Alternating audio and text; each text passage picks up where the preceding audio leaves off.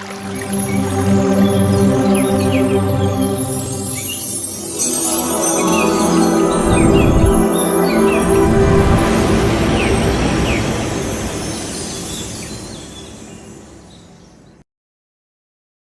ప్రప్రదంగా Mahavatar foundation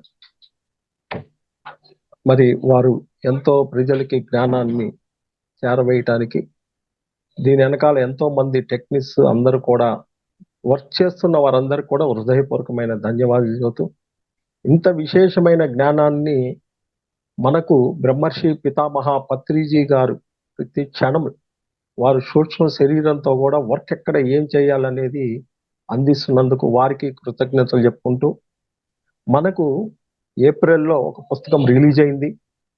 పత్రి sir గారి పెద్దల్లూరి శ్రీనివాసులు రెడ్డి గారి యొక్క స్వాధ్యాయ యోగ అంటారు. ఆయన తిరిగేలేదు. స్వాధ్యాయ యోగ అంటే ఇయర్లీకి 40 పుస్తకాలు వస్తాయి ఇంటర్నేషనల్ నుంచి. దాంట్లో ఒక్కటి మనకు ఈ సంవత్సరం గిఫ్ట్ గా ఇచ్చారు సార్. అది స్పిరిచువల్ మార్గంలో ఉన్న వాళ్ళందరికీ అవసరము అని ఎన్నాళ్ళ నుంచో ప్రయత్నం చేస్తూ ఆ సారు మనకి ఇచ్చారు. ఏంటి అంటే టార్కారాం మాస్టర్ గారు ఇచ్చిన జ్ఞానము ఇరిటేషన్ అంటే చిరాకు, ప్రతి మనిషిలో చిరాకు, అది వినాశకర జ్వాల. ఆ చిరాకు వల్ల ఎందుకు ఎదగట్లేదు, మనం ఎందుకు ఇబ్బంది పడుతున్నాము అనేది చాలా హయ్యెస్ట్. ఇది ఈరోజు చాలా జాగ్రత్తగా ప్రతి ఒక్కళ్ళు పుస్తకం పెన్ను పెట్టుకోండి. పుస్తకాలు బయట దొరకటం కూడా మీకు కష్టం. 500 పుస్తకాలు ప్రింట్ అయినాయి.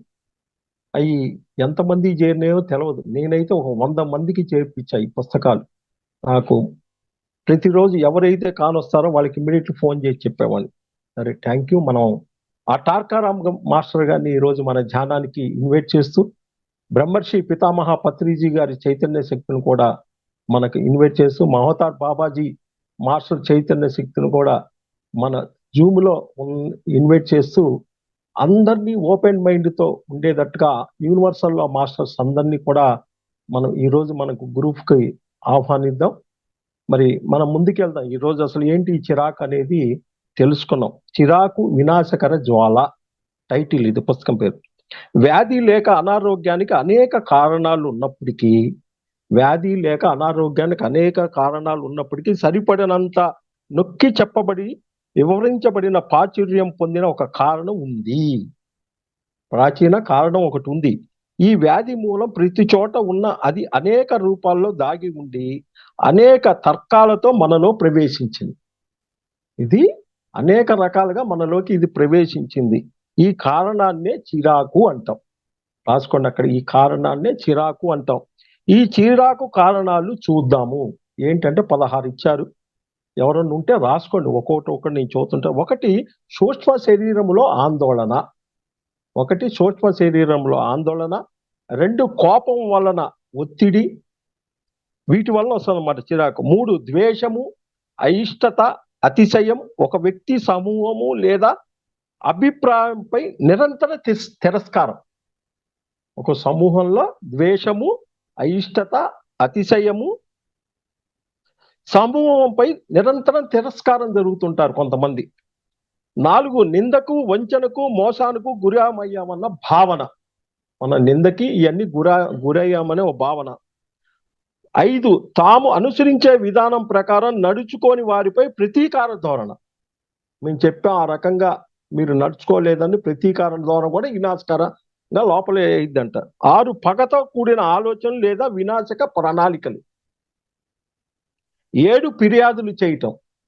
8 స్వీయ ఆసక్తి, స్వీయ సమృద్ధి, స్వీయ సంతృప్తి పట్ల మాత్రమే ఆకాంక్ష. 9 విమర్శలు, పుకార్లు, తగాదాలు. 10 కృతజ్ఞత లేకపోవటం. 11 హక్కుగా భావించటం, బలవంతంగా రుద్దటం, భరించలేకపోవటం. 12 ఆత్మాన్యూన్యత భావం. 13 అసహనము, తొందరపాటు. 14 విషయాలను కావాలని వక్రీకరించటం. 15 సూక్ష్మ శరీరాన్ని తీవ్రతర చేయటం. 16 హయ్యెస్ట్ తీవ్ర శబ్దం కూడా ఒక చిరాకు అని ఈ 16 ఇచ్చారు. వీటిని తెలుసుకుందాం. మరి వీటి కొద్దిగా ముందు ఇచ్చారు సారు, ఏం చెప్పారు చూద్దాం. ఈ చిరాకు ఫలితంగా ప్రమాదంలో పడటం అనే విషయం ఉత్పన్నం అవుతుంది అని మాస్టర్ మౌర్య అన్నారంట. ప్రమాదంలో పడటం అనేది చిరాకు వల్ల మన ప్రాణమయ్య, లెక్కేసుకోండి, చిరాకు వల్ల ప్రాణమయ్య సూక్ష్మ శరీరాలు కాలిపోవటం, ప్రాణమయ శరీరం సూక్ష్మ శరీరాలు కాలిపోవటం వలన విషం నెమ్మదిగా మన నాడీ వ్యవస్థలో వ్యాప్తి చెందటం ద్వారా సంబంధిస్తుంది. ఈ విషయం ఎక్కడికి పోతుంది? నాడీ మండలాన్ని కనెక్ట్ చేస్తుందంట. అది మన నాడీ వ్యవస్థలో ప్రవహించే విద్యుత్ ప్రవాహాలను నిరోధిస్తుంది, కట్ చేస్తుంది ఆ వైర్లన్నీ. దానికి ఆహారం అందినప్పుడంతా ఆ విషం వ్యాపిస్తూ ఉంటుంది. శరీరంలో విద్యుత్ వ్యవస్థ అనేక భాగాల్లో నిరోధించబడినప్పుడు మన ప్రకృతి భౌతిక మానసిక సమస్యలు వెళ్ళాలనుకుంటున్నాయి. మానవుని ప్రాణమయ శరీరము సూక్ష్మ మనోకేంద్రాలు మరి చైతన్య కేంద్రాల నుంచి విద్యుత్తు నిరోధించబడితే, వాటిలో గనక ఆ విద్యుత్తు నిరోధించబడి తగినంత విద్యుత్ గ్రహించలేని అవయవాలు సరిగా పనిచేయలేవు. వాటి కనెక్షన్ గనక పోతే సరిగా పనిచేయలేవు. అవి వక్రీకరణకు గురై వాటి పనితీరు నెమ్మదించి క్రమంగా గాఢ ఉదాసీనత ఏర్పడి గ్రంథులు ఏమైతే ఎక్కడ తేడా వస్తున్నాయి? గ్రంథులు, అవయవాలు, క్రిములు, సూక్ష్మజీవులు స్థావరంగా మారుతాయి. ఎక్కడైతే అవి లేవో గ్రంథులు, అవయవాల్లోకి సూక్ష్మ క్రిములు చేరుతాయి. మరి కొందరి విషయంలో కణాలకు పోరాడగలిగిన శక్తి ఉంటే, కొంతమందిలో కణాలకు ఆ కణాలకు అంత శక్తి ఉంటే అవి భీతితో అత్యంత క్రియాశీలకమైన కణితలు, చూడండి కణితలు వస్తాయంట, క్యాన్సర్ను కూడా పెంపొందిస్తాయి. కణితలు క్యాన్సర్ని పెంపొందిస్తాయి. ప్రమాదకర విషయం స్వయంగా వ్యాపించడం కానీ, వ్యక్తిత్వపులో వాహనములో ఏర్పడటం కానీ జరిగి క్రమంగా శారీరకంగా మానసిక వ్యాధులు పెంపొందుతాయి. శారీరకంగా మానసికంగా వ్యాధులు పొందుతాయి. ఈ విషయం తరచూ ఎక్కడొస్తుంది? మణిపూర చక్రం చుట్టూ పేరుకొని, మూడవ చక్రమైన మణిపూర చక్రం చుట్టూ పేరుకొని జీర్ణ వ్యవస్థలో ఇబ్బందులను, సమస్యలను సృష్టిస్తుంది. ఇది ఎక్కడ పడుతుంది? జీర్ణ వ్యవస్థలో ఇది సమస్య. ఆపై అది నాడీ వ్యవస్థ అంతా పాకి, అక్కడి నుంచి ఎక్కడ కనెక్ట్ అవుతుంది? నాడీ వ్యవస్థ అంతా పాకి మీ ఆరాన్ని కలుషితం చేస్తుందంట. చెక్ చేసుకోండి. ఈ మణిపూర చక్రం నుంచి నాడీ మండలం కనెక్ట్ అయ్యి జీర్ణ వ్యవస్థని దెబ్బకొట్టి మీ ఆరా మొత్తాన్ని కూడా కలుషితం చేస్తుంది ఈ చిరాకు. తాము చైతన్యాన్ని హృదయం తలంలో కేంద్రీకరించిన వారిపై, అంటే చైతన్యాన్ని భాగించుకొని చిరాకు ప్రమాదకరం విషం దాడి చెయ్యలేవు. ఎవరైతే వాళ్ళ చైతన్యాన్ని బాగా విస్తృతం చేసుకుంటారో వాటి మీద ప్రభావం చేయదు. ఆ దాడి వారికి చేరక ముందే వారు ఎట్లుంటారు? దానిని ప్రేమపూర్వకంగా అవగాహన కలిగించి వేస్తారు. అలా లోపల ఎంట్రన్స్ కాకుండా ఉండాలంటే వాళ్ళు ప్రేమపూర్వకంగా వాటిని కరిగించి వేస్తారు. అయితే చైతన్య కేంద్రీకరణ ఉద్వేగిక ప్రకృతితో ఉండి నిమ్న కేంద్రాలపై ఆసక్తులతో నిండి ఉంటే మణిపూర చక్రం చుట్టూ ప్రమాదకర విషయం పోగబడి ఆ వ్యక్తి శక్తిని తగ్గిస్తుంది. ఆ శరీరపు నిరోధక శక్తిని బలహీనపరిచి అనేక క్రిములకు, వ్యాధులకు లోబడేటట్టు చేస్తుంది. చిరాకు వల్ల అనేక శరీర అవయవాలలో కళ్ళకి, ముక్కుకి, చెవులు లేదా ప్రత్యుత్తు అవయవాలు వాపు ఏర్పడతాయి. ఇక్కడ ఏంటి ఈ వినాశకర చిరాకు అంటే, ఈ లోపల ఉన్న శరీరాల్లో వ్యాపించి వాటిని కనుక సరైన స్థితిలో కనుక మనం లేకపోతే వాటిని అంతా ఇచ్చేసి కణాలకి వాటిని అన్నిటికి కూడా ఇచ్చేసి ఈ రకంగా వ్యాధులు వస్తవి. స్పిరిచువాలిటీలో ఉండి కూడా ఈ 16 వాటిలో ఎక్కడ ఉన్నాము అని గ్రహించి ఎదగటం కోసం ఇది ప్రకృతి నేచర్ నుంచి మనకు వచ్చిన ఒక గిఫ్ట్ ఈ పుస్తకం. కాబట్టి ఇప్పుడు ఆ 16 వాటిలోని సూక్ష్మంగా ఒక్కొక్క పాయింట్ని దాన్ని చదివి తెలుసుకుందాం ఎక్కడ ఉన్నది. ఫస్ట్ సూక్ష్మ శరీరంలో ఆందోళన మరి నిస్పృహ అంటే ఏంటి? ఇది అనేక విధాలుగా సంభవిస్తుంది. ఎట్లుంటుంది? ఉదాహరణగా నేరాలతో నిండిన సినిమాలు చూడటం, నేరాలు, విపత్తులు, విచారాలతో నిండి భయము, నిరాశలతో నింపే పుస్తకం చదవటం వంటి సూక్ష్మ శరీరపు అశాంతికి మీ ప్రక్కన ఉన్న వారి తీవ్ర కోపం కానీ దూషణ కానీ కారణం కావచ్చు. చాలా సార్లు మనం ఆధారపడి ఉన్న లేదా స్వార్థంగా ఉపయోగించే తోడ్పాటును కోల్పోయినప్పుడు సూక్ష్మ శరీరం ఆందోళనకి లోనవుతుంది. ఇది సూక్ష్మ శరీరంలో మనం ఏం చేసుకున్నాం, నేరాలకు సంబంధించిన సినిమాలు చూడటం, నేర ప్రవృత్తులు, విచారంతో నిండిన భయము, నిరాశతో నింపే పుస్తకాలు, నిరాశగా ఉండే పుస్తకాలు చదివినా ఇవన్నీ కూడా ఎక్కడ పడుతున్నాయి? తీవ్ర కోపము, దూషణము, ఈ మొత్తం సూక్ష్మ శరీరంలో పడుతుంది. 2, కోపం వల్ల ఒత్తిడి. ఇదేంటి? మీరు మీ కోరికలను తీర్చుకోవటానికి లేదా మీ కోరిన విధంగా ప్రజలు చేయటం కోసం, మీకోసం ప్రజలు చేయటం కోసం మీ ఇచ్ఛాశక్తిని ఉపయోగిస్తారు వాళ్ళ మీద. మీరు మీ ఇచ్ఛాశక్తిని ఉపయోగిస్తారు. వారు మీ మీద కోరినది చేయకపోతే మీరు అసహనానికి గురవుతారు. అది మీ వ్యవస్థలో అంతులేని ప్రమాదకర విషయాన్ని సృష్టిస్తుంది. మీరు ఎవరినైనా మీరు కోరిన విధంగా వాళ్ళు చెయ్యకపోతే ఏమిస్తారు? ఎంతకి చేస్తున్నారు? అక్కడ మీ ఇచ్ఛాశక్తిని అంతా పెడుతున్నారు వాళ్ళ మీద. మీదంతా మీ వైబ్రేషన్, మీ యొక్క శక్తిని అంతా అక్కడ పెడుతున్నారు. కాబట్టి అక్కడ ఏమవుతుంది? అంతులేని ప్రమాదకర విషయాన్ని సృష్టిస్తుంది కోపం వల్ల. 3, ద్వేషము, అయిష్టత, అతిశయం. ద్వేషము, అశిష్టత, అతిశయం. ఒక వ్యక్తి సమూహములో లేదా అభిప్రాయంపై నిరంతర తిరస్కారాలు. ఒక వ్యక్తి సమూహము లేదా అభిప్రాయాలపై నిరంతర తిరస్కారము చిరాకుని, ప్రమాదకర విషయాన్ని ఉన్నతం చేస్తుందంట. చూడండి, ఇక్కడ దాన్ని పెంచుద్ది. అది ప్రతికూల ఆలోచనలను, అనుభూతులను సృష్టం చేయటం, మీ సూక్ష్మ ప్రకృతిలో ఆందోళన సృష్టిస్తుంది. ద్వేషము మీ దృష్టిని మందగింపచేసి, ఇక్కడ ద్వేషం ఏం చేస్తుంది? మీ దృష్టిని మందగింపచేసి మీ ప్రాణ వ్యవస్థలో శక్తిని సరిగ్గా ప్రవహించజేయదు, లోపలికి ప్రవహించచేయదు. అయిష్ట తిరస్కారాలు. ఏంటి ఈ అయిష్ట తిరస్కారాలు? వ్యక్తిలోని చిరాకును, విషాన్ని ఎంతగా పెంపొందిస్తాయంటే ఆ వ్యక్తి యొక్క 3 స్థాయిలపై ప్రభావం చూపి ఆయన అయస్కాంతాన్ని కోల్పోయేటట్టు చేయటం ద్వారా ఆ వ్యక్తి దానికి ఉపకరణాలు మారటం కానీ లేదా ఒంటరి వాడు అవటం కానీ జరుగుతుంది. ఏది అయిష్టాత్మకం వల్ల ఒంటరిగా అవటం జరుగుతుంది, మారటం కానీ లేదా ఒంటరి వాడు కావడం జరుగుతుంది. అతిశయం అంటే ఏంటి? ఒక విధమైన మనో ఉద్వేగ నమూనా పదార్థాలు సృష్టించటంతో అది నూతన వివరణ కానీ లేదా నూతన విషయాలు కానీ ఎదురైనప్పుడు వాటిని అంగీకరించే ఆలోచన లేకుండా వద్ది. ఏదన్నా జరిగినప్పుడు, ఎవరన్నా ఇచ్చేసినప్పుడు వివరణ కానీ విషయాలు కానీ ఎదురైనప్పుడు అంగీకరించే ఆలోచన లేకుండా చిరాకు గుర్తు చేస్తుంది. అతిశయాన్ని అంటే ఏంటి? అతిశయాన్ని పెరికి వేయకుండా ఎవరూ చిరాకు అధిగమించలేరు అని మాస్టర్ మౌర్య అంటారు. అంటే చిత్తశుద్ధితో ఆకాంక్షిస్తూ నిరంతరం చైతన్య విస్తరణలో మాత్రమే అతిశయాన్ని దాటగలరు.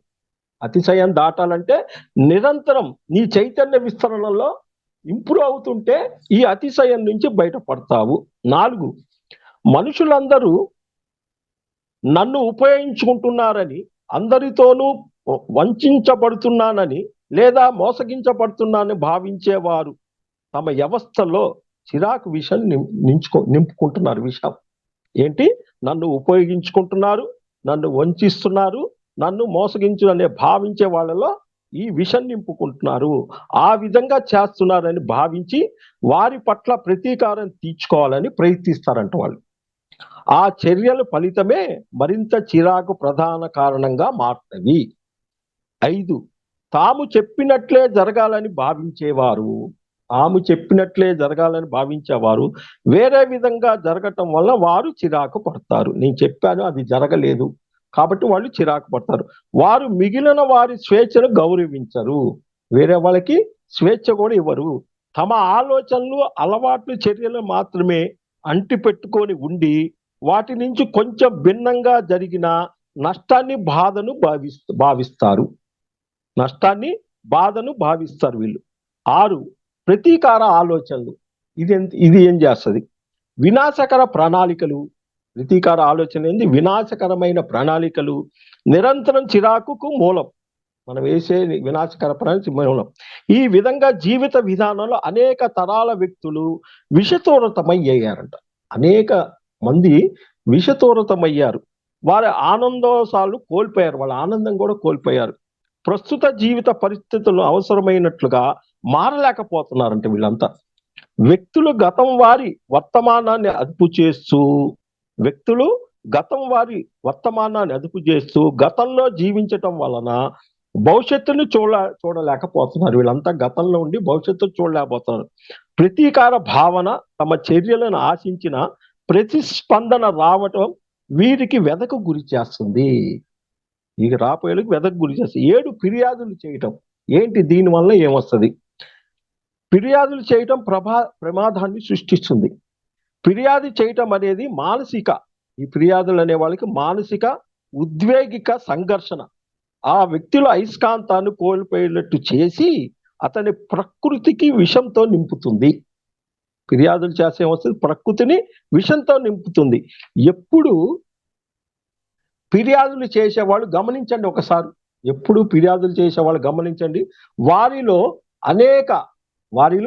అనేక అస్తవ్యస్తములు పెంపొంది తీవ్ర అనారోగ్య సమస్యలకు గురవుతారు. ఆనందోలాలకు హృదయం విషాన్ని పేర్కొనియదు. ఇక్కడ ఫిర్యాదులు చేసేవాళ్ళు ఈ రకంగా ఉందంట. 8 స్వీయ ఆసక్తి, స్వీయ సమృద్ధి, స్వీయ సంతృప్తులు మన గ్రహం పైన విస్తృతంగా వ్యాపించి అనారోగ్యాలు మాత్రమే కాక అంతులేని చిరాకుకు కారణాలు. ఇది ఎక్కడికి పోతుంది? విశ్వంలో కూడా పోతుంది. వాస్తవ పరిణామశీలత, హృదయాన్ని అనుసరించటం, ఆత్మ వివేకాలు, స్వీయ ఆసక్తి, స్వీయ సమృద్ధి, స్వీయ సంతృప్తులకు వ్యతిరేకమైనవి. వివేకములో ఇచ్చిపుచ్చుకోవటం, క్షమ, సామూహిక అభినందన ఉంటాయి. వ్యక్తిత్వము ప్రతికూలతో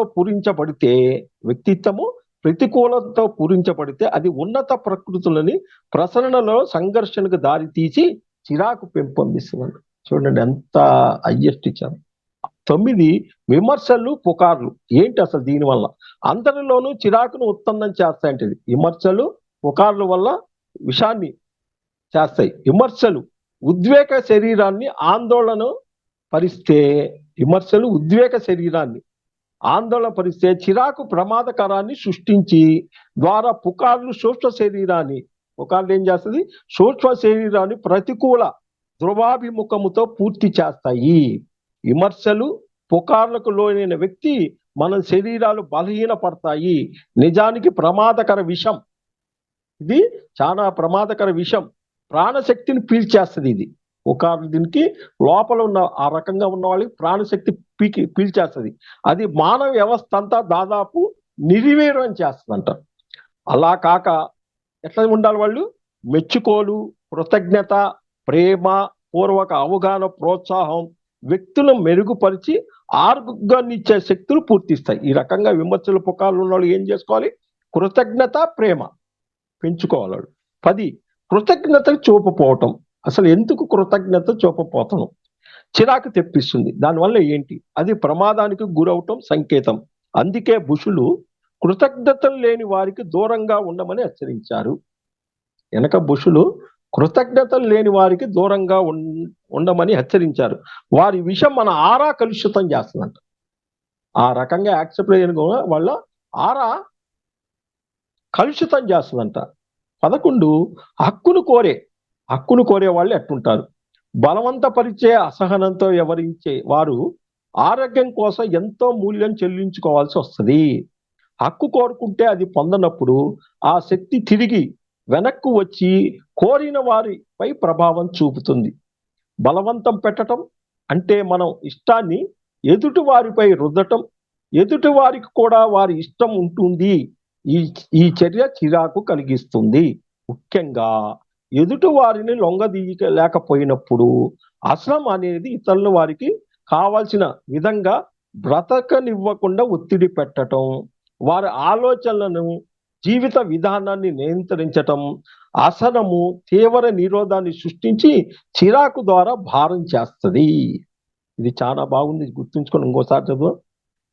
అసహనము అనేది ఇతరుల వారిపై కావలసిన, ముఖ్యంగా ఎదుటి వారిని లొంగదీసలేకపోయినప్పుడు అసహనము అనేది ఇతరులను వారికి కావాల్సిన విధంగా బ్రతనివ్వకుండా ఒత్తిడి పెట్టడం. అంటే వాళ్ళని ఒత్తిడి పెట్టడం, వారి ఆలోచనలను జీవిత విధానాన్ని నియంత్రించటం. అసనము తీవ్ర నిరోధాన్ని సృష్టించి చిరాకు ద్వారా భారం చేస్తుంది. 12 ఆత్మాన్యూన్యత భావన కూడా చిరాకుకు మరో కారణం. వ్యక్తి తన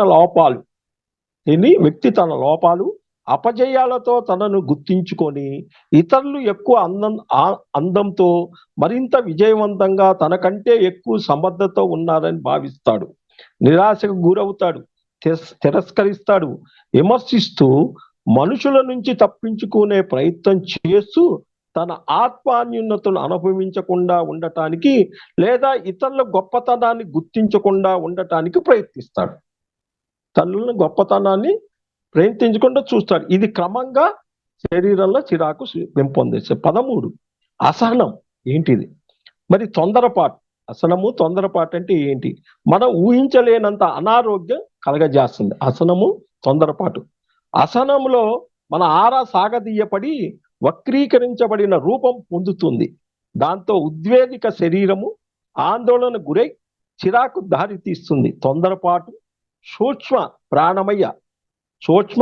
ప్రాణమయ శరీరాలు నాడీ వ్యవస్థలపై ఒత్తిడిని తెచ్చి వాటికి తీవ్ర చిరాకు కలిగించటం వల్ల ప్రమాదకరాన్ని ఉత్పన్నం చేస్తుంది. 14 కావాలని విషయాలు వక్రీకరించటం అనేది సూక్ష్మమయ. ఎక్కడ పడుద్ది? ఇక్కడ సూక్ష్మ ప్రాణమయ శరీరాలు తీవ్ర ఒత్తిడి సృష్టిస్తుంది. కావాలని విషయాలు సృష్టించేవాళ్ళు తెలిసి వక్రీకరించటంలో మీ మనో ఉద్వేదిక శరీరాల్లోని శక్తి వ్యవస్థ యొక్క సహజ సమత్వం విచ్ఛిన్నమవుతుంది. ఇది నెమ్మదిగా ఒత్తిడిని సృష్టించి అది పెరిగి క్రమంగా ఏమొస్తుంది? ఇది కావాలని విషయాలు సృష్టించే వాళ్ళు భయము, ఈ రకంగా ఉన్న వాళ్ళకి భయము, సందేహాలుగా మారి చివరకు వారికి చిరాకు పరిణిస్తుంది. వీళ్ళకి భయము, సందేహాలు కూడా మారి ఆ వ్యవస్థ సందేహాలుగా మారి పరిణమిస్తుంది. 15 సూక్ష్మ శరీరాన్ని గాఢతం చేయటం. మౌలికంగా హఠయోగ సాధనలు, కొంతమంది బాగా దీన్ని గాఢతం చేయాలనుకున్న వాళ్ళు ఇక్కడ ఏం చూస్తున్నారంటే హఠయోగ సాధనలు, శ్వాస వ్యాయామాలు, మంత్ర జపాలు, తాయిచి ఇంకా అతి లైంగికతో జరుగుతుంది. కొన్ని మాదక ద్రవ్యాల వల్ల కూడా అది సాధ్యమే. అంతేకాక హోరెత్తించే సంగీతాల వల్ల కూడా అది సాధ్యమే. అవన్నీ తీవ్ర ప్రమాదకరాన్ని ఉత్పన్నం చేస్తాయి. ఈ సూక్ష్మ శరీరాన్ని బాగా చేయాలంటే ఈ రకంగా ఉపయోగిస్తే అవన్నీ ప్రమాదకరాన్ని సూచిస్తాయి. ఆ సంగీతాన్ని నృత్యం కూడా తోడైతే వ్యవస్థ స్తంభించిపోయి వ్యక్తి భౌతిక నైతిక క్షీణతలకు గురవుతాడు. చిరాకు పెంపొందిన వ్యక్తి మనం పంపే ఆలోచనలు స్వీకరించలేకపోవటమే కాక స్పర్శను కూడా గ్రహించలేకపోతాడని మాస్టర్ మౌర్య అంటాడు. చిరాకుగా ఉన్న వ్యక్తులు వాడు స్పర్శను కూడా కోల్పోతాడు. 16 చిరాకు తెప్పించే మరో ముఖ్య అంశం గాఢ శబ్దం. విమానం నుంచి కానీ మరే యంత్రం నుంచి కానీ వచ్చే శబ్దం నరాలను ఇబ్బంది కలిగించి, నరాల్ని ఇబ్బంది కలిగించి చిరాకు పుట్టించి తీవ్ర ప్రమాదానికి దారితీస్తుంది. ఎక్కువ శబ్దాలు ఉండే ప్రదేశాలలో జీవించే వ్యక్తులు అనేక మానసిక సమస్యలు, నేరాలు, విడాకులు, ఇంకా ఆత్మహత్యలకు లోనవుతారు. ఇది కనిపెట్టాలన్నమాట. ఎక్కువగా శబ్దంగా ఉండే ప్రదేశాల్లో నివసించే వాళ్ళు మానసిక సమస్యలతోటి నేరాలు, విడాకులు, ఇంకా ఆత్మహత్యకు లోనవుతారు. శబ్దము ఆధ్యాత్మిక ముద్రలు లేదా ప్రోత్సాహాలు ప్రవాహంపై నిరోధాన్ని సృష్టిస్తుందంట. ఇక్కడ నిరోధాన్ని, ఒక వ్యక్తి పూర్తి చిరాకుతో నిండిన ప్రమాదానికి చేరవుతున్నప్పుడు ఉన్నత భావాలను గ్రహించలేడు. సమూహాలు, రాష్ట్రాలు లేదా దేశాలు నాయకత్వం వహించేవారు అత్యంత తక్కువ శబ్దాలు ఉండే ప్రదేశాల్లో నివసించాలి అని బోధన సూచిస్తుంది. శబ్ద కాలుష్యం తగ్గితే దేశాలు ఆరోగ్యం మెరుగుపడుతుంది. శబ్ద కాలుష్యం తగ్గితే దేశం ఆరోగ్యంగా మెరుగుపడుతుంది. ఆ నాయకులు సుష్టత అనేక విధాలుగా పెంపొందుతుంది. జాతుల పరిణామానికి నాయకత్వం వహించిన ప్రాచీన బోధకులు ఎడార్లు, గృహలు, పర్వతాలు నివసించేవారంటే వెనక ఎట్లుంటారు వీళ్ళు? బోధకులు ఎడార్లో, గృహల్లో, పర్వతాల్లో నివసించారు. ప్రకృతిలో మౌనంలో తీసుకున్న నిర్ణయాలు, ప్రణాళికలు, మహోత్తర దివ్య ప్రోత్సాహం ఉంటుంది. మహాత్ముల ప్రణాళికలో ఒక అంశం శబ్దాన్ని తగ్గించటం. వాళ్ళ ఒక అంశం శబ్దాంతం. శబ్దం మనిషిపై మనసుపై విచ్ఛిన్న ప్రభావం చూపుతుంది. మనసు మీద పడుద్దంట. వక్రీకరించబడిన శక్తి వాసన, స్వేద్యాల ద్వారా మన శరీరంలో చిరాకు అలలుగా వ్యక్తించబడి అది మన చుట్టూ ఒక వలయాన్ని నిర్మిస్తుంది. ఆ వలయం కాంతి, వివేకాలు మనల్ని చేరకుండా మన హృదయము, మనసులు వాటిని నమోదు చేసుకుండా నిరోధిస్తుంది. సచేతనమైన మణిపూరక చక్రం, సచేతనమైన మణిపూర చక్రం ఆ కాంతి తరంగాలను గ్రహించి తీవ్ర చిరాకు ప్రమాదకారాలు వల్ల వాటిని వక్రీకరించి తన శ్రేయపూర్వక ఆలోచనల పట్ల మహాత్ములు సందేశాలు అనుబంధించుకుంటుంది. అయితే మణిపూర చక్రంలో పోగబడిన ఈ సందేశ తరంగాల వలన మణిపూరకం అసాధారణ విస్తరించి ఛాతి క్రింద భాగాలు గ్రహించగలిగిన దానికంటే ఎక్కువ శక్తిని విడుదల చేస్తుంది. ప్రమాదకారంతో జతకుడి ఈ శక్తిని వ్యక్తిలో ఛాతి క్రింద భాగాలన్నిటి లోపల సమస్యలు దారితీస్తుంది. ఈ చిరాకీ రకంగా ఛాతీ సమస్యని దారితీస్తుంది. ఈ ప్రమాదకరమైన నాడీ ప్రవాహాలు గోడలపై పేర్కొని నెమ్మదిగా మొత్తం శరీరం అంతా ప్రాకుతుంది. ఈ విషపూరితమైన నాడీ ప్రవాహాలు గుండా ప్రసరించే సూక్ష్మ ప్రవాహాలు ఈ విచ్ఛిన్న శక్తులు పదార్థాలను ప్రవహింపజేసి వదిలేస్తాయి. మూలకాలు విచ్ఛిన్నం వల్ల శక్తివంతమైన విషపూరిత వాయువులు ఉత్పన్నమవుతాయి. ఈ వాయువులు సాధారణంగా అంతరిక్షంలో తేలిగ్గా గ్రహించబడతాయి. అంతరిక్షంలో కూడా గ్రహించబడతాయి. కానీ సూర్యుని యొక్క రసాయన కిరణాలు ఈ వాయు తరంగాలను గ్రహానికి దగ్గరగా ఉండే పొరలపై పంపిస్తాయి. చిరాకు దాని పరివేశనాలు, ప్రమాదకారకాలు అంతరిక్షంలో విషవాలతో కలిసి గాలిని కలుషితం చేస్తాయి. చూడండి, మన చిరాకు వల్ల పైకి పోయి మనం పీల్చే గాలిని కూడా కలుషితం చేస్తాయి. ఈ విధంగా మరో ప్రమాదకారం సృష్టించబడుతుంది. ఈ కలుషిత వాయువుని మన నుంచి ఉత్పన్నమైన ప్రమాదకర విషం కలవకపోతే మన శరీరంపై ఏ ప్రభావం చూపించదు. ఈ కలుషిత వాయువు నుంచి తప్పించుకునే ఏకైక మార్గం ఏంటి? మన నాడీ ప్రవాహంలో విషపూరితం కాకుండా చూసుకోవటమే. చిరాకు అనేది వ్యక్తిలో సంబంధం లేని విశ్వ లక్షణం. అది విశ్వ లక్షణం. దాని విషం ప్రాణాలతో మాత్రమే తొలగించబడుతుంది. అయితే అహంకారం కానీ లేదా స్వీయ జాలికి కానీ చిరాకు గాఢం చేస్తే ఆ విష నిక్షేపం కేంద్రాలపై అవచించజేయబడుతుంది. స్వీయ జాలి కూడా ఉండకూడదంట. అప్పుడు దాన్ని తొలగించే మార్గం లేదు. విశ్వ అవగాహన వల్ల మాత్రమే దాన్ని తొలగించుకోగలము. ఆలోచనలలో నాణ్యత కూడా దానిని తగ్గిస్తుందని గుర్తించారు. కృతజ్ఞతతో వ్యవహరించటం అత్యున్నత నైర్మూల్యత పెంపొందిస్తుంది. కృతజ్ఞత ద్వారా స్వస్థత చికిత్స వెలువరించబడుతుంది. ప్రమాదకరం మన శరీరానికి మాత్రమే హాని చేయదు, అది అంతరిక్షంలోని చొచ్చుకొని పోతుంది. అంతరిక్షాన్ని స్వచ్ఛంగా ఉండటం మనందరి బాధ్యత. మనం కాదు, ఇక్కడ పూర్తిగా అంతరిక్షంలో పైన కూడా మొత్తం గందరగోళం చేస్తున్నాం. అది మన బాధ్యత అంట. నిరంతరం చిరాకుతో ఉండే వ్యక్తుల నుండి దూరంగా ఉండండి. వారు అంతరిక్షాన్నే కాక మీరు నిద్రించే పనిచేసే చోటును కూడా కలుషితం చేస్తారు. అందువల్లే కొంతమందిలో మాట్లాడినప్పుడు మనము నిస్తేజానికి సందిగ్ధకు గురవుతాం. వాళ్ళు మాట్లాడేటప్పుడు నిస్తేజానికి సందిగ్ధానికి గురవుతాము. ఈ ప్రమాదకర విషము మీ ప్రాణమయ శరీరంలోకి ఆరాలోకి ప్రవేశించి మీ శక్తిని తగ్గిస్తుంది.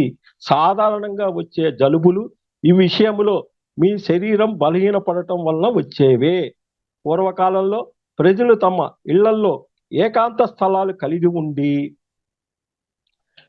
ఉండి అక్కడ మహాత్ములతో సమాచారం నేర్పేవారు.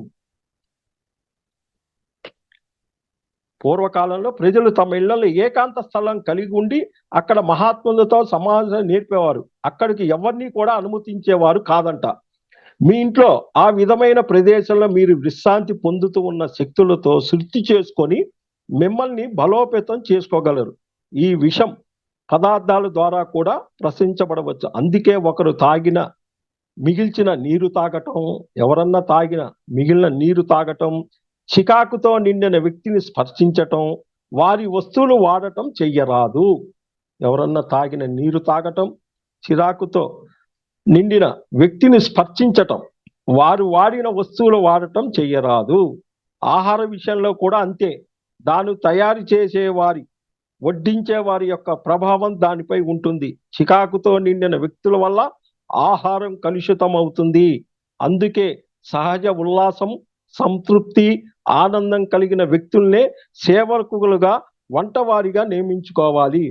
ముఖంపై ముద్దులు పెట్టుకోవటం ద్వారా, లైంగిక ద్వారా ప్రమాదకర విషం సూటిగా ప్రసరించబడుతుంది.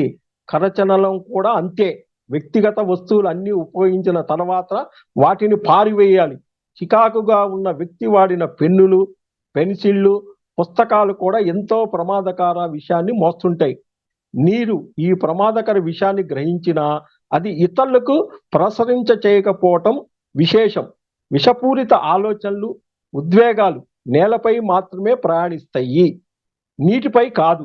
అవి నేలపైనే, నీటిపై కాదు. సరస్సులు, నదులు, సముద్రాలు సామూహిక విష ప్రసరణను నిరోధిస్తాయంటాయి. ఉన్నత తలాల్లో పురోగమించిన ఆధ్యాత్మిక కార్యకలాపాలకు, గాఢ సృజనాత్మక చర్యలకు ద్వీపాలు ఎంతో అనుగుణమైనవి. నీటి ద్వారా ఆశీస్సులు ప్రసరించబడతాయి. ఒక పవిత్రుడు మునిగిన సరస్సు ఆశీస్సులతో పూర్తించబడుద్ది. దానిలో మునిగిన వారందరికీ ఆశీస్సులు లభిస్తాయి. సరస్సులో చేరిన విషం చర్మం ద్వారా ఎవరికి ప్రసరించదు. ఆ నీరు తాగిన వారిలో కూడా అది ప్రసరించదు. వక్రీకరించబడిన నీరు ఆశీర్వాదాలు, భౌతిక సూక్ష్మ తలాల్లో పేర్కొన్న విష పదార్థాలు కడిగి వేస్తాయి. దివ్యజ్ఞానం ప్రకాశం వల్ల ఏర్పడిన కుదుపు మన తలంలోని విష పదార్థాలను తుడిచివేస్తుంది. తమ శరీరం నిండా ప్రమాదకర విషయాలు నింపుకున్న వారితో సన్నిహిత సంబంధాలు కలిగిన వ్యక్తులు, మన శరీరం నిండా ప్రమాదకర విషయాలు నింపుకున్న వారితో సన్నిహిత సంబంధాలు కలిగిన వ్యక్తులు, వారి నుండి వెలువడే విష పదార్థం వల్ల ఆ వ్యక్తి ప్రమాదానికి గురవుతాడు. అందమైన ముఖము, చక్క వస్త్రధారణ, గొప్ప హోదా, విరుదులు కలిగిన ఉన్నవారిలో ప్రమాదకర విషము లేదు అనే హామీ ఏది లేదు. ఆ రకంగా ఉన్న వారిలో ప్రమాదకర హాని అని విషం లేదని ఏమీ లేదు. న్యాయస్థానాలు, చెరసాలలు తీవ్ర ప్రమాదకర విషయాన్ని వెదలిజిల్లుతాయి. న్యాయ వ్యవస్థల కాడ ఉన్న, చెరసాలల కాడ ఉన్న తీవ్ర ప్రమాదకర విషయాన్ని వెదజల్లుతాయి. కొన్ని తూర్పు దేశాలు వారు ఒత్తిడులు, తగాదాలు, పోరాటాలతో నివసించిన వారి ఇల్లు కూడా కొనటానికి ఇష్టపడరంట. తూర్పు దేశాలలో ఈ రకంగా నివసించిన ఇల్లు కొనటానికి కూడా ఇష్టపడరు. వారు ముందుగా ఆ ఇంట్లో ఉన్న వారిని కలుస్తారు. వారి సృజనశీలలు, ఐక్యమత్యతో వ్యవహరించేవారా, ఉన్నత అభిప్రాయాలతో సమాజాన్ని మేలు చేసేవారు అయితే వారి ఇల్లు కొనటానికి ప్రాధాన్యం ఇస్తారు. అవి చాలా సంతృప్తికరంగా లేకపోయినా పశ్చిమ దేశాలు వారికి ఆ ఇల్లు తమకు ఉపయోగపడితే చాలు తప్ప దానిలో ఎవరుండి వెళ్ళారన్న దానితో సంబంధం లేదు. ఇట్లా చెక్ చేసుకుంటారంటే ఇల్లు కొనాలంటే. ఒకానొక ప్రాంతంలో ఒక పవిత్రుడు నివసించే ఇల్లు ఉండేది. ఆ పవిత్రుడి నుంచి ప్రసరించే ఆశీర్వాదాలు ఆ ఇల్లంతా నిండి ఉంటాయి. అవి తమపై ప్రసరిస్తాయని భావించి అనేక మంది దాన్ని కొనటానికి ఆసక్తి చూపుతారు. కొన్నిసార్లు మన ఇల్లు మారినప్పుడో, పాయింట్ గుర్తు చేసుకోండి, కొన్నిసార్లు మన ఇల్లు మారినప్పుడో, వాడిన సామాన్లు కొన్నప్పుడో అనేక మానసిక, శారీరక సమస్యలకు గురవుతాము. ఇక్కడ కొన్నిసార్లు మనం ఇల్లు మారినప్పుడో, వాడిన సామాన్లు కొన్నప్పుడో అనేక మానసిక, శారీరక సమస్యలకు గురవుతాం. ఈ వస్తువులు అంతకుముందు వాడిన వారి నుంచి ప్రమాదకర విషయాన్ని మోస్తూ ఉండి వాటిని కొన్న వారిపై దానిని ప్రసరిస్తాయి. ఒక 50 ఏళ్ల క్రితం దానిని గుడ్డిగా నమ్మకంగా భావించిన వస్తువులు అంటిపెట్టుకున్న మానసిక ప్రసరణలు వారితో సన్నిహిత బంధం ఉన్న వారిపై ప్రభావం చూపుతాయని ఇప్పుడు మనకు తెలుసు. ఒకసారి తార్కరాం చెబుతున్నాడు, ఒకసారి మా మామయ్య తన స్నేహితుడు విదేశాలకు వెళ్తూ ఇచ్చిన సోఫాను మా ఇంటికి తీసుకువచ్చారంట. మా అమ్మ దానిని అందంగా వాడుకుంటుంది అని ఆయన భావించాడు తార్కరం. కొన్నాళ్ల తర్వాత మాటల మధ్యలో ఆ సోఫా ఎవరిదో చెప్పగానే మా అమ్మ ముఖం మారి ఏదో పని ఉన్నట్టుగా వంటింట్లోకి వెళ్ళి ఆయన వెళ్లే వరకు తిరిగి బయటికి రాలేదు. ఆ మా వెళ్ళిపోయిన ఇంటింటికి రాలేదు. ఆయన వెళ్ళిన వెంటనే నన్ను పిలిచి నా తోడ్పాటుతో దానిని బయటికి విసిరి ముక్కలు ముక్కలు చేసింది. అమ్మా, అది చాలా బాగుంది కదా అని నేను. నిజమే, కానీ అందంగా కనిపించటం కంటే బ్రతకంతా ఆ సోఫాలో బ్రతకంతా పేకాట, తాగుడుతో పెళ్ళాం పిల్లల్ని హింసించి బయటికి పంపిన వ్యక్తి నుంచి వచ్చే ప్రశ్నలన్నీ దాని చుట్టూ ముట్టి ఉంటాయి. మన ఇంటిపై ఆ ప్రభావం అవసరం లేదని ఆ మరునాడు మా నాన్న దాన్ని నిప్పు గూటిలో వేసి తగలబెట్టేశాడు. ఆలోచనలు, శక్తులు, అనుభూతులు, శక్తులు అంతరిక్షంలోని విష పదార్థం వస్తువుల్లోకి చొచ్చుకపోయి, చూడండి ఇవన్నీ చొచ్చుకపోయి అంటువ్యాధి వంటి శక్తి, మరోవైపు ఆధ్యాత్మికతో పూరించబడిన ఆలోచనలను అంతరిక్షాన్ని శుద్ధి చేస్తాయి. మన మాటలు, ఉపన్యాసాలు కాంతి ఆస్వాదాలు కానీ చీకటి విషయాలను కానీ మోస్తూ ఉంటాయి. నేరపూరిత ఆలోచనలు ఉన్న ప్రదేశాలు నిరంతరం మన ఆరుతా కలుషితం చేస్తాయి. నేర చరితమైన ప్రదేశాల్లో నిరంతరం మన ఆరాన్ని కలుషితం చేస్తాయి. మన మనల్ని బలహీనపరుస్తుందంట. ఉన్నత శక్తులతో కలవనీయవు. ఆ చీకటి శక్తులతో కలవటం ప్రమాదకరం. బోధన చిరాకు లేకుండా జరగాలి. ఎక్కడ బోధన జరిగినా చిరాకు లేకుండా జరగాలి. వ్యామోహాలు, భ్రమలు లేదా సరికాని లక్షణాలు, వ్యక్తిగత అన్యాయాలు, ఆకాంక్షలు లేదా అభిప్రాయాలు రుద్దకుండా చర్చించాలి. ఎట్లా? భ్రమలు, వ్యామోహాలు, సరికాని లక్షణాలు, వ్యక్తిగత అన్యాయాలు వాళ్ళ మీద చర్చించాలి. చిరాకు దారి తీసే తగాదాలు, కోట్లాట్లు, బంధాల నుంచి దూరంగా ఉండటం ఉత్తమం. చిరాకు ప్రమాదకరంగా దారితీసే సందర్భాల్లో పవిత్రను మౌనంగా ఉదాసీనంగా ఉంటారని మనకు చెప్పారు. హాని చెయ్యాలంటే పెద్ద ఆలోచన ఏమీ అవసరం లేదే. హాని చేయాలంటే పెద్ద ఆలోచన ఏమీ అవసరం లేదే. ప్రమాదకర విషయంతో కూడిన చిన్న ఆలోచన కూడా ఎంతో ప్రభావవంతంగా పనిచేస్తుందంట అని తెలుసుకోవటం మంచిది. ఆలోచనలు ప్రమాదకర విషయాన్ని మోస్తాయి. అందుకే గొప్ప ఉపదేశకులు, శిష్యులు తెర వెనక నుండి పనిచేస్తారు. దానివల్ల విషంతో నిండిన వ్యక్తులు ప్రతికూల ఆలోచనలు ఆకర్షించకుండా ఉంటారు. తద్వారా వారి ఒత్తిడి, కాలుష్య ప్రమాదకారాల నుండి విముక్తి పొంది అన్నితంగా సృష్టిస్తారు. ఇది మనకు కూడా వర్తిస్తుంది. మనం చిరాకుపడి మనలోని ప్రతికూల ఆలోచనలు ఇతరులపై ప్రసరించి ప్రతిసారి మనం వారికి ఆలోచనల ద్వారా విషము లేదా ప్రమాదకారాలను పంపుతాము. కనుక మన ఆలోచనల పట్ల జాగ్రత్తగా వహించాలి.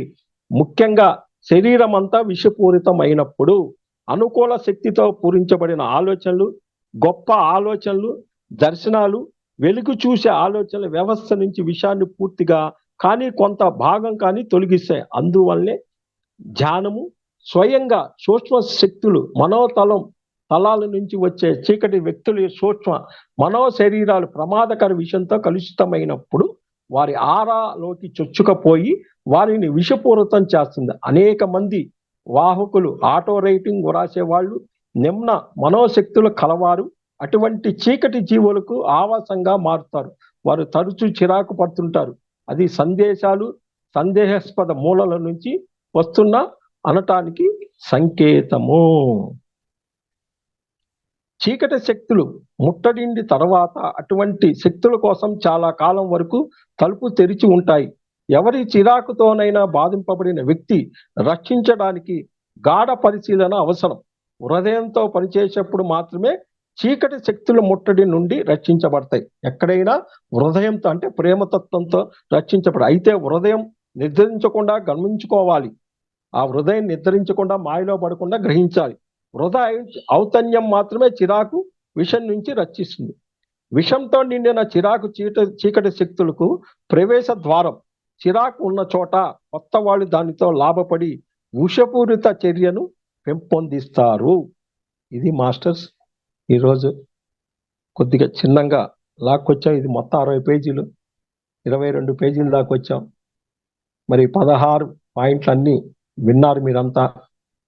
ఇది నాకు తెలిసినంత వరకు అందరికీ అవసరం. ఇది ఇమ్మీడియట్లీగా ఈ పుస్తకాన్ని తెప్పించుకోవాలి. ప్రతి ఒక్కళ్ళు తెప్పించుకోవాలి. ఇది ఒక్క రోజుతో అయిపోయేది కాదు. మన జీవితంలో తెల్లవారి లేవగానే మెడిటేషన్ చేసిన తర్వాత ఫస్ట్ ఈ పుస్తకం చదవాలి.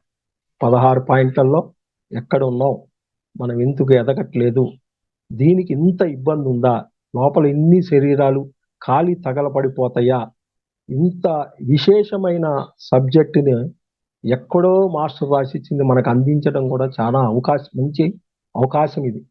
అందులో ఈ పుస్తకాలు 500 ప్రింట్ అయినాయి, ఈ బయట దొరకవు. మళ్ళా జిరాక్స్ ఇస్తారన్నమాట. 60 పేజీలు అంటే జిరాక్స్ ఎంత అయితే కనీసం 120 రూపాయలు అయితే, మళ్ళా అట్ట అయితే 150 అయింది. ఈ పుస్తకం 90, 50 రూపాయలు కొరియర్ వేస్తారు, 140 రూపాయలతో వస్తుంది. చూడండి, ప్రయత్నం చేయండి. నాకైతే ఇది నచ్చింది. ఇది ఏ విభాగంలో స్పిరిచువల్లో ఉన్నా, స్పిరిచువల్లో పత్రిసార్ కింద చాలా విభాగాలు ఉన్నాయి. కాబట్టి ఈయన శ్రీనివాసులు రెడ్డి గారు చెప్పేది ఏంటంటే, నేను ప్రతి క్లాస్ ఇంటైంది, ప్రతి సెకండ్ నేను వదిలిపెట్టను అసలు. ఏంటంటే స్వాధ్యాయ యోగంలో చాలా విశేషమైన మాస్టర్ అయిన ఆయన ఏం చెబుతారంటే, ఏ వ్యవస్థ అయినా దాంట్లో పనిచేసే వాళ్ళు జీరోగా ఉంటేనే వ్యవస్థ హీరో అయింది. అందరు హీరోలు అయితే వ్యవస్థ జీరో అయింది. ఏ ప్రాజెక్ట్ అయినా సరే, ఏ ప్రాజెక్ట్లో పనిచేయాలన్నా పనిచేసేవాడు జీరో అయిపోవాలి, ప్రాజెక్టు హీరో అయింది. కానీ ప్రాజెక్ట్లో ఉన్న వాళ్ళందరూ హీరోలు అయిపోయారు, జీరో లేదంట ఆయన చెబుతాడు. అందరు హీరోలే. ఏ ప్రాజెక్ట్లో పనిచేసే వాళ్ళంతా నేను హీరో, మరి ప్రాజెక్టు ఎప్పుడు హీరో అయింది? కాబట్టి దీన్ని గమనించి చాలా విశేషమైన పుస్తకాలు, అసలు టార్కారాం పుస్తకాలు అని అంటే అసలు మన జీవితంలో ఇంకొక 100 జన్మలు ఎత్తకుండా ఈ జన్మలోనే ఆయన కర్మ సిద్ధాంతం గురించి ఇచ్చాడు. ఆ పుస్తకం కూడా తెప్పించాను. సాయంత్రం 6 కాంచి 1 గంట వరకు నమిలి పిప్పి చేసి అండర్లైన్ చేసే కర్మ సిద్ధాంతం. భౌతిక యానం, ఈ భౌతిక శరీరంతో ఏమేమి ఇబ్బందులు వస్తాయన్నది ఆ పుస్తకం కూడా ఇచ్చింది. అందులో ఆత్మ పరిశీలన, ఒక వ్యక్తిని ఎవరిని అడగాల్సిన పని లేదు. ఆ పుస్తకం చదివితే వాడి నడవడికి అన్ని గుర్తుపడతాం. దాని తర్వాత ధ్యాన సుగుణాలు 1, ఏది నిర్లక్ష్యం కాదు, నిస్సహాయత. అది ప్రమాదకర, హాస్పిటల్ కాదు శ్మశానాన్ని తీసుకెళ్ళొద్దంట. ధ్యాన సుగుణాలు 2, ఎంతమంది ఆధ్యాత్మిక స్పిరిచువల్లో ఉన్నా మీ దగ్గర సందేహాలు ఉన్నంత వరకు మీకు నమ్మకము విశ్వాసము రాదు, ఆఖరి గురువు మీద కూడా రాదు. మీ సందేహాలు తీర్చేసుకోవాలి. సందేహాలు తీర్చుకోవాలంటే మీరు ఎంతో మంది కనుక్కొని వాటిని నివృత్తి చేసుకోకపోతే వాళ్ళు మీ దగ్గరికి ఎందుకు వస్తారు, మీకెందుకు ఫోన్ చేస్తారు? కాబట్టి ముందు మనకున్న సందేహాలు ఏంటి అని రాసుకొని, ఎవరన్నా మాస్టర్లు దగ్గరలో ఉంటే వారి దగ్గర పోయి నాకు ఇవి ఉన్నాయని ఎప్పుడైతే నువ్వు తీసేసావో నమ్మకము విశ్వాసం అనే నిచ్చెన వస్తుందని. ఈ పుస్తకాలన్నీ అసలు ఎన్ని పుస్తకాలు, ఏ రోజుకి ఆ రోజు. నిన్న పత్రి మేడంది రిలీజ్ అయింది, ఏది స్వర్ణామృతం, పత్రి మేడం గారి వివాహ సందర్భంగా రిలీజ్ చేశారు పిరమిడ్ వ్యాలీలో. ఇమ్మీడియట్గా తెప్పించేసాం. అసలు ఆ పత్రి మేడం ఎంత అద్భుతంగా చదువుతుంది. ముక్తి కంటే ఏంటి, పిల్లల్ని ఎట్లా పైకి తీసుకొచ్చారు, ఎన్ని చేశారు. మరి ఇవన్నీ చదివితేనే కదా మనం ఎదిగేది. ఏదో కూసంత ధ్యానం చేస్తే 20 పైసలే, స్వాధ్యాయం 40 పైసలు, సజ్జన సాంగత్యం 40 పైసలు. ఈ 10 మట్లు ఎక్కితేనే ఈ జన్మలో ఇలాంటి భూమి నెక్స్ట్ వస్తుందనేది కూడా నాకు చాలా సందేహమే. ఎన్ని సంవత్సరాలు పట్టుద్దో, అంత అవసరమా? కాబట్టి మనమంతా కూడా ఆ రకంగా ఎంతో వ్యవస్థలు, ఎన్నో ఆధ్యాత్మిక సంస్థలు, ప్రతిరోజు ఎన్నో జూముల్లో ఎంతో మంది వాళ్ళ సమయాన్ని వెచ్చించి, ఎంతో మంది మాస్టర్ని పిలిచి వాళ్ళని బతిమిలాడి వాళ్ళకు ఒక మంచి స్వీట్ పెట్టి, అయ్యా మా జూము రండి అయ్యా, మాకు ఒక క్లాస్ అంది అని అడుగుతున్నా. మరి ఆ భగవంతులందరూ ఆ డిజైన్ చేసుకొని వచ్చారు కాబట్టే మీ అందరికీ ఇంత వాళ్ళు ఖర్చు పెట్టుకొని మీకు జ్ఞానం అందిస్తున్న ఆ భగవంతులందరికీ కృతజ్ఞతలు. మరి ఆ భగవంతులు చేసే కార్యక్రమంలో వచ్చి వినే భగవంతులందరికీ కూడా మీ అందరికీ కృతజ్ఞతలు. మీ అందరికి కూడా పాదాభివందనాలు. Thank you. రేపు ఇంకా విశేషంగా ఇంకా ముందుకు తీసుకెళ్దాం. మీ అందరూ సహకరిస్తారని, ఇంకా వినలేని వాళ్ళు కనుక ఉంటే, అయ్యా మనకు ఒక ఆయుధం వచ్చింది, గొప్ప ఆయుధం వచ్చి మనం విందాము అని. Thank you. ఇదే సబ్జెక్టు రేపు సాయంత్రం ఇంకో జూమ్ వాళ్ళు ఇప్పుడే ఫోన్ చేశారు, మాకు కూడా కావాలని. దాంట్లో కూడా ఎన్ని జూముల్లో ఇచ్చినా సరే రోజుకి 10 క్లాసులు ఇచ్చినా చెప్పేస్తా. నాకు కావాల్సింది, నేను ఏ రకంగా అయితే ఎదిగానో నా ముందున్న భగవంతుడు కూడా ఆ రకంగా ఎదగాలని నా ఆకాంక్ష. Thank you.